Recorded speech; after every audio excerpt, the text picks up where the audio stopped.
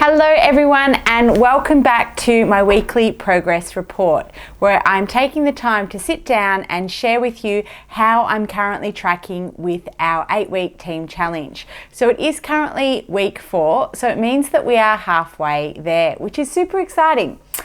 So how was my week? So first of all, in this week, I was really focusing in on hitting my energy deficit. Last week it was my birthday week, and so I was finding it really hard to keep my calories in check. So I did go back to macro counting this week, and I'm going to be going through that with you today. I also hit 15,000 steps, so my step count was definitely up, which means that my NEAT was up, and the amount of calories that I was burning every day just from exercise as well. I did miss my Muay Thai session this week with Somi, but I did take the opportunity to take the 23W staff down to CrossFit Soul Rebel with the lovely Ali and Ben, and we did an hour-long workshop really perfecting our cleans. It was so much fun.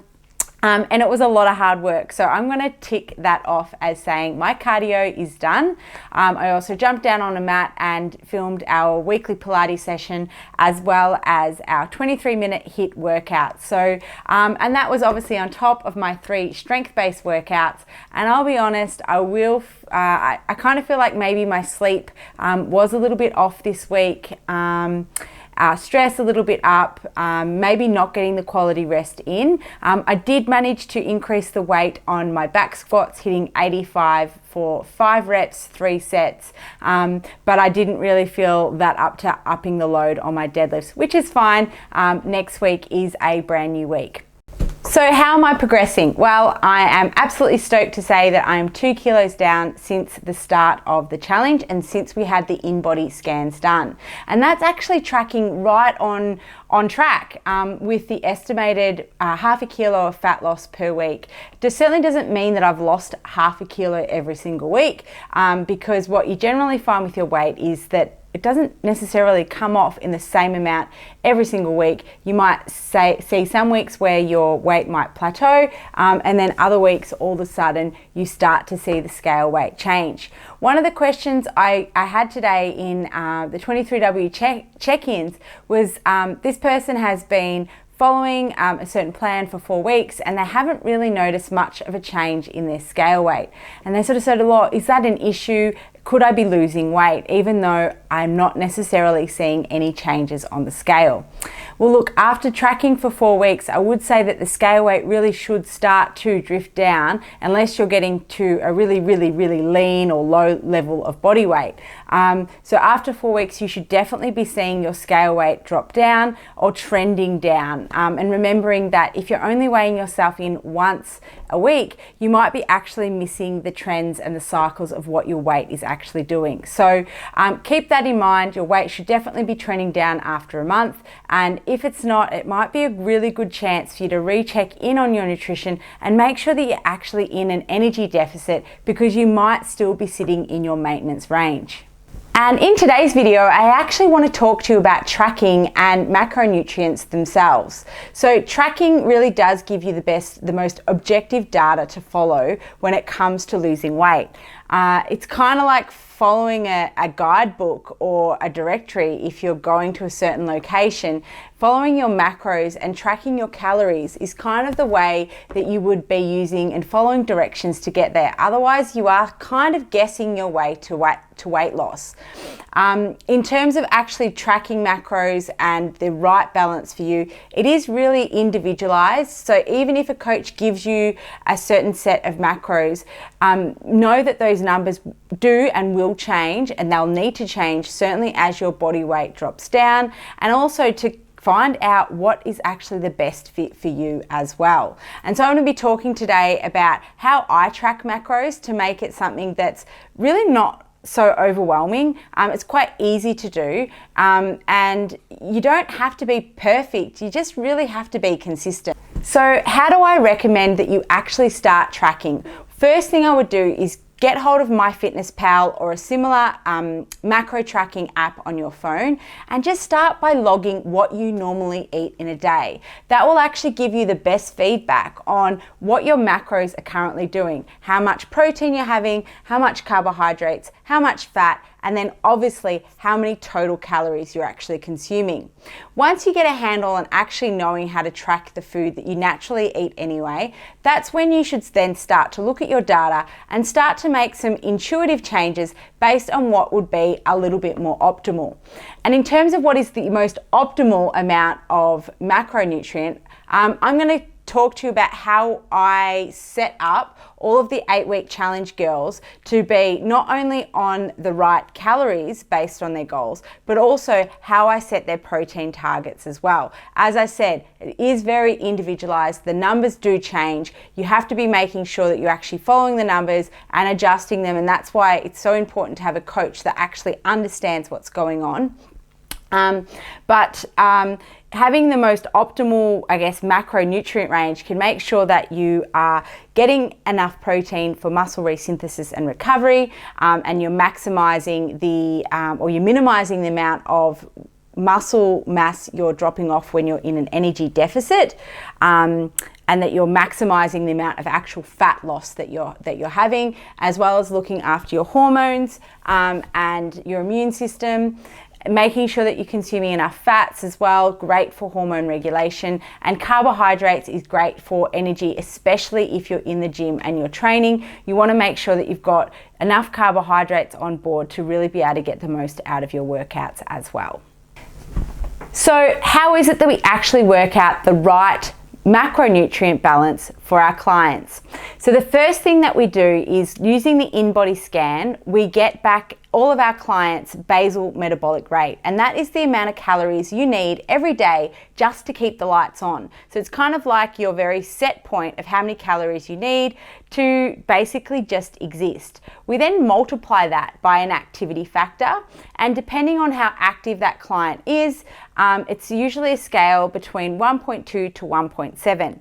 Now, you might be the sort of person that is really, really active. You love to train, you love to exercise, you're exercising 6 days a week, but you might actually have a really sedentary job. So before you start multiplying your basal metabolic rate to a really high factor of like 1.5 or 1.6 because you train all the time, take into consideration some of the other lifestyle factors as well. Do you sit down a lot? Because that would definitely bring down your NEAT and it would bring down that activity level. Once you've multiplied your BMR by your activity level or your activity factor, that would then give you your total energy expenditure, and that is considered kind of what your maintenance calories would be. But here's the trick. Your maintenance calories actually exist within a range. So for example, my maintenance calories came back at around 2,200 calories.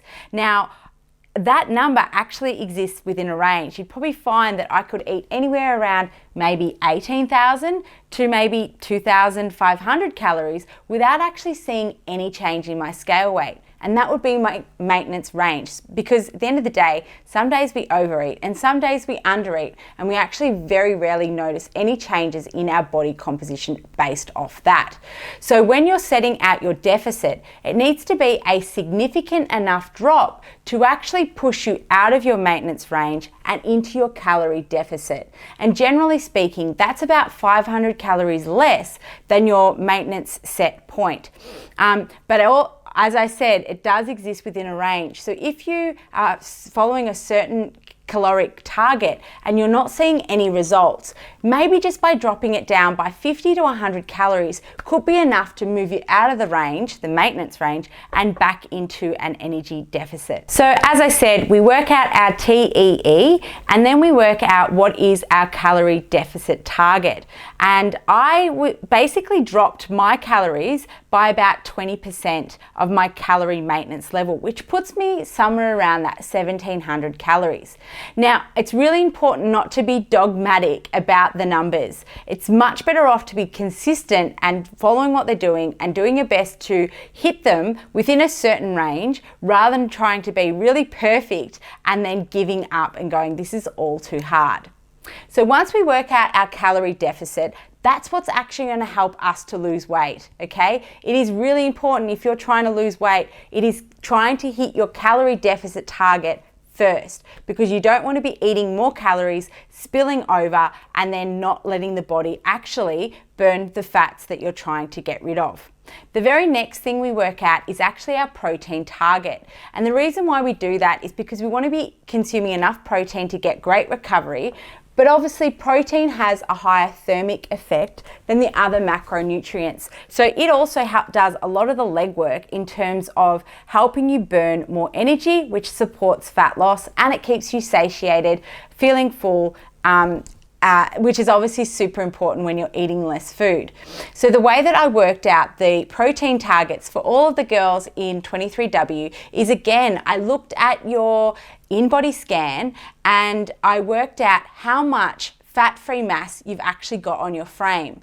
By doing that, it's a much more accurate measure than just multiplying your body weight by a certain factor to get a protein target. So I'll explain this using my statistics. So I weighed, when I did the in-body scan, 69.1 kilograms, and I had 13 kilograms of body fat on my frame. So if you quickly do the maths there and you subtract 69.1 or you subtract 13 from 69.1, you're left with 56 kilograms of fat-free mass. Now, when it comes to working out your protein targets, it's then really easy. And again, it's within a range.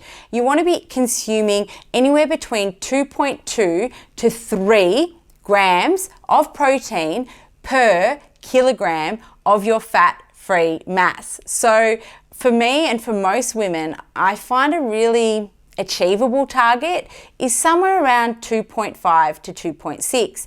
But this is an important point to note, that if you're really struggling to hit your protein targets, it exists within a range. So just drop it back down and you'll find that then your other numbers might adjust, but maybe after a few months, it might be a bit more achievable to hit a higher number. So as I said, hitting your protein within 2.2 to 3 grams of protein per kilogram of your fat-free mass. And I multiplied all of the girls at 23W by 2.5. So some girls might find it very easy to hit, while some of the newer girls might actually find it quite challenging.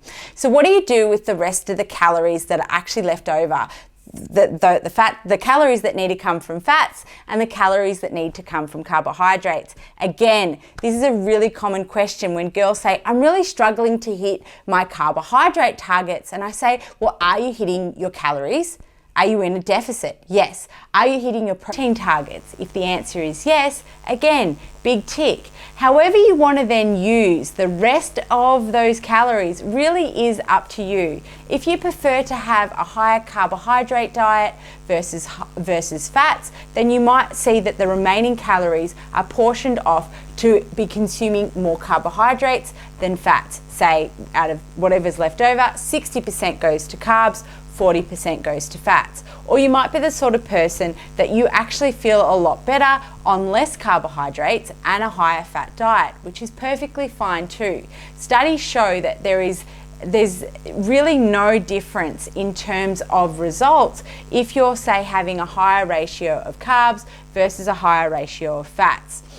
So I hope that that's clarified a couple of things for the people that are there going, do I have to hit my carbohydrate targets if I've actually already hit my calories or I've gone over on fats? Obviously, it's a good thing to have your targets readjusted so that you know that you're actually hitting your goals and you're feeling really confident and you know where you should actually be at.